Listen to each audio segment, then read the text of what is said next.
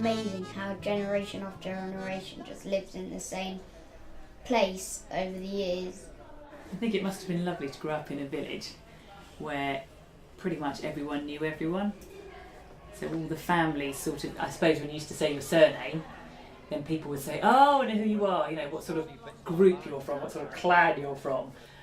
So hearing the folks chat today, you know, they knew a lot of the local families, and they were all sort of, you know, a lot of them were related. You know, looking at the old black and white photos, they can point out who owns different houses and stuff and recognise where they all lived, which is, you know, lovely to hear. And it's amazing to hear that, you know, the stories of what Braunton used to be like, because it's changed so much over the years. I mean, losing a train station and then gaining a new road, you know, things like that, and hearing the changes of the Great Field, because we used to live on the Great Field, didn't we? On the close on the Great Field, and we've seen it, and I just presumed it's always been sort of vegetable sort of strip farming, but to hear it used to be covered in beautiful tulips.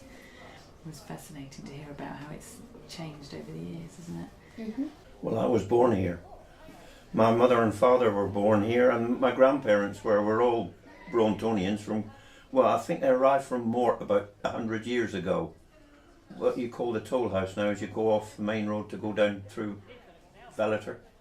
It was Bank House in those days, and mother was born there. And my grandfather, he had that house rent free. He had a pair of waders and a long-handled shovel, and he used to clean the dikes all the way out through by hand. And he still managed to work 2 or 3 days a week on a farm. Oh, so it Uncle Reg. Yeah. Oh, Reg Williams. He was a merchant seaman. I suppose he was on the coasters all his life. Yeah, that man could tie any knot that you could think of. If I wanted something on the end of me, one of the ropes on the boat, I'd go down and say, Uncle Reg, do me a so and so and so and so, and he'd get what do you call a marlin speed. He'd got a little thing with like a metal with a point on it, and he'd sort of fiddle around like this, and he'd go, there you are. And in about 2 minutes, he'd done this knot.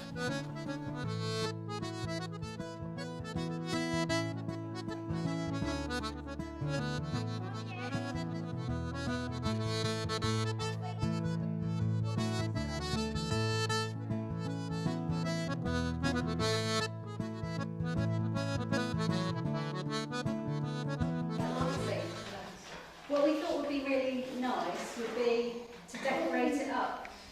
So it looks a bit like tulip fields, but also we're going to write words on these that you might have heard some of the older people talk about, or they might have heard you say, that are about living here and how it's changed. For 6 months I worked in the office at the boat farm. Dear old lady called, I forget what her name was, she was about that wide, but she knew her job. I can remember her, but I can't remember her name. She used to boss me about no end, but I mean, I was only a 16-year-old kid then anyhow. Mainly daffodils, yeah, tulips. You still But find they used quite to a lot sell of them. bulbs to the Dutch, believe it or not. You You know, chips that you get off the side of a bulb, they didn't want them. So they used to pull the chips off and just throw them, and some of them landed in the hedges and grew.